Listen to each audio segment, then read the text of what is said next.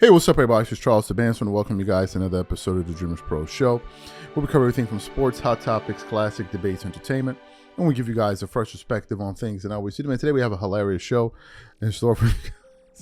Before we get into it, please make sure you like the video and sub to the channel. Also, we're going to be launching an exclusive Dreamers Pro community in less than 2 weeks. So if you guys want early access to receive a one-time offer that's only going to be available to people on the waiting list, please make sure you go ahead and do that. We have over 400 signups. If you want to be a part of that, we have that pinned in the comments and the description below. Please make sure you check that out if you're interested. So let's go ahead. Let's start. Oh man. Well, the Lakers played another game last night against the Minnesota Timberwolves. Now, if you remember well, the Lakers had played the Minnesota Timberwolves about a week and a half ago, where they got blown off the court by 29 points. So, looking at the schedule, I said, there's a good probability that the Lakers are going to lose this game. And then what happened? They started playing the game last night. I watched it like on and off, but I watched it pretty much for the majority of it. And they ended up losing that game 97-87, and they could barely even scratch to reach 100 points. And if you watch that game, you will know that the Lakers as a team were a turnover machine. They finished that game, I want you guys to listen to this number, with 21 turnovers. 21 turnovers. I mean, it was insane how many turnovers the Lakers were getting. They seemed very, very sloppy. They seemed very, very discombobulated. Every time Minnesota went on a little run, you could see that JJ Redick would run over and call a timeout. And as you were watching the game, you could see that JJ Redick was getting flustered on the sideline. So what happened? The Lakers ultimately end up losing that game, and they drop to now the number 10th seed in the Western Conference.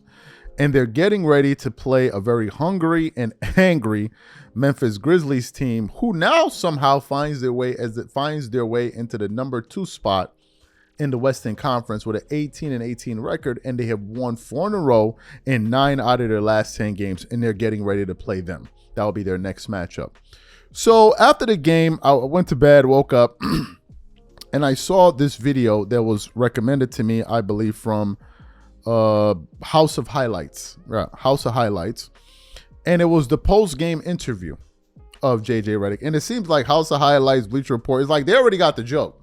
They be putting these thumbnails with JJ like he be doing like this expression. He's like this. He's like holding his head and all of that. So you already know JJ was probably going through it. So I click on the video to see what JJ Redick had to say. And JJ, as he could barely get his words out.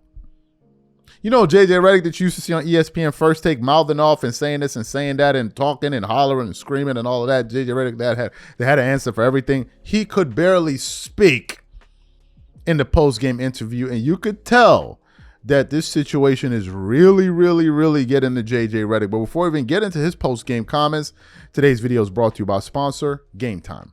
With the year almost over, I am super excited about creating memories with family and friends by attending various plays, theater shows, and sporting events. And when it comes time to look for tickets, Game Time is my go-to. Game Time is one of the most reliable marketplaces for last-minute tickets to the most popular events in sports, music, and theater in more than 60 cities across the United States and Canada. Game Time saves me money, time, and stress. It finds the best deals and guarantees that the tickets are legit, and it makes sure that the tickets are delivered to me on time. Game Time Picks is my favorite tool. It cuts through the fluff and shows you the best deals on great seats near you so you don't waste time searching. For example, I'm really looking forward to this game coming up between the Grizzlies and the Lakers. Here's what I like to do. First, I select an all-in price to see the total ticket price up front, so I'm not surprised by the additional fees at checkout. Next, I click on Game Time Picks to check out their curated deals. And finally, I pick the ticket I want. I choose the cheapest deal, the great deal, or the amazing deal.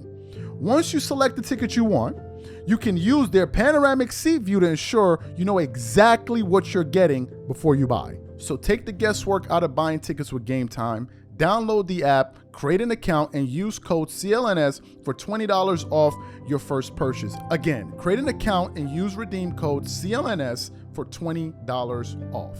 And remember, whenever you support this sponsor, you're supporting this channel. Thank you. So what we want to do is want to play what JJ Redick had to say in a post-game interview, and then we're going to come back and continue on the show. Take a listen to JJ here. JJ, that turnover number obviously jumps off the page, and 14 in the first half. I know you would expected them to be super physical. That impacts it some, but where did you see most of the turnovers coming from, and how much of a key factor was it?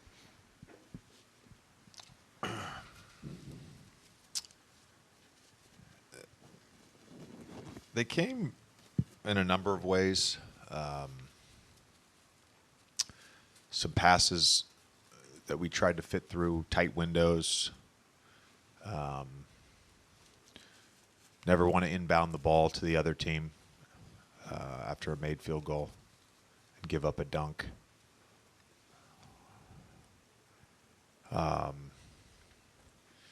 Some of it, not holding our positioning and timing our sort of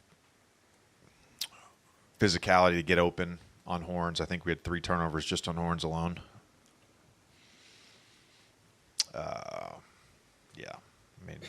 Killed us.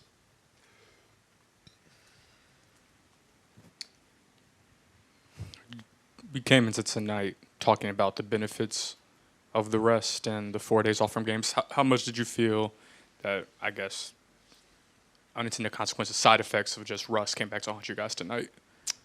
I'll give them some credit. That's what they do. And, not only do they have the physical makeup on the perimeter, they know that they can be aggressive because then there's Gobert behind there. So it's a lot of it is, their team. But overall, though, we were able to generate some great looks from 3. Just feels like we were can't really get into that rhythm from behind the arc, and another game where we shoot some good threes and just can't knock them down. Is there anything that can be done about that? I mean, D'Lo had a wide open corner 3 with a chance to cut it late. Dalton badly missed a wide open 3. Is there anything that can be done about this, or is it simply just keep creating the shots? Yeah, I think you have to trust the process of running good offense and getting good looks, and trust that those shots will, in the aggregate, go in more. You mentioned their physicality, and I've asked you a bunch about your team's physicality. Do you feel like you guys have made headways in terms of playing a more physical style, particularly on the defensive end? Some of the guys have, yeah. Some of the guys have. Overall, I really thought that was probably our best defensive game we've had all season. Even when we got stops, turnovers, I don't know what it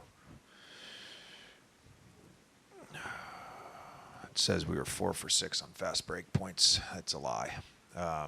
We just weren't able to convert on the other end. But we were able to get stops, get a lot of stops. Gabe, Max, Austin, had a great clip of him at halftime. I think their physicality, Rui, their physicality is good right now. So you heard what JJ Redick had to say, right? He could barely speak. He damn near seemed speechless.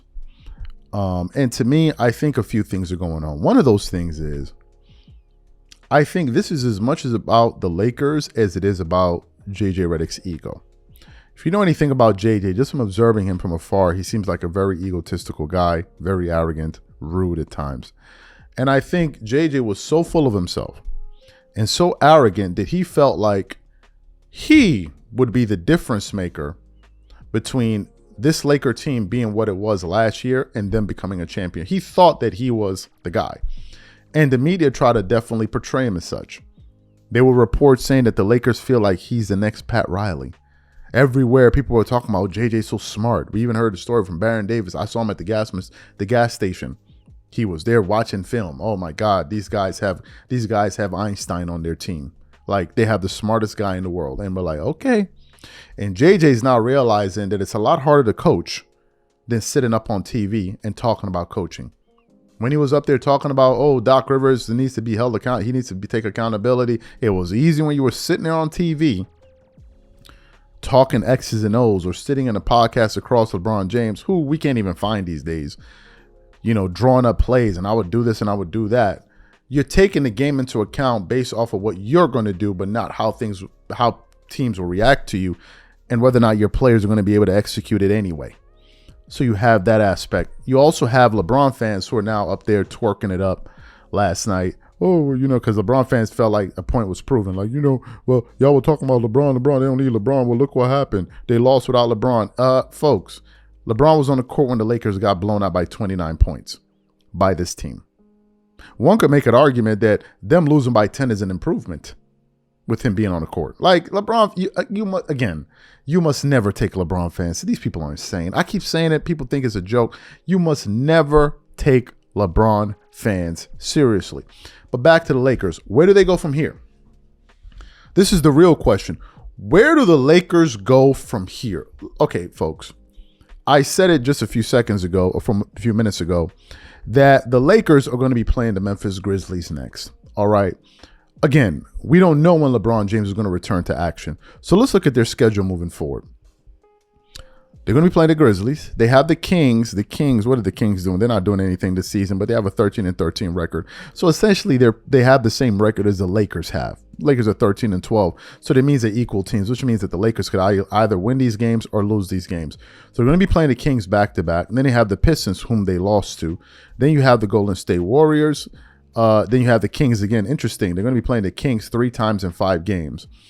And then they have the Cavaliers, the Portland Trail Blazers. Then they have the Hawks, Rockets, Mavericks, and Hornets. I think they could possibly lose all those games. So the Lakers are getting ready to go through a very, very difficult stretch here. And we're going to find out what JJ Redick is made of. We're already seeing people in media starting to call him out and say his name. But if they continue to lose and they don't look good and they really start to free fall, I guarantee you even the bigger boys are going to have to call his name out and say that, look, this guy isn't anything. They're trying to change the story and say, oh, no, it's the roster. Like as if it's not the same roster they had last year. It's crazy. They're trying to look for anything to cover up LeBron's guy. So now it's the roster. It's not JJ, it's the roster. But last year was Darvin Ham. Folks, make it make sense. These are my thoughts. Whatever you guys think, please leave your thoughts in the comment section. We catch you on the next show. Peace.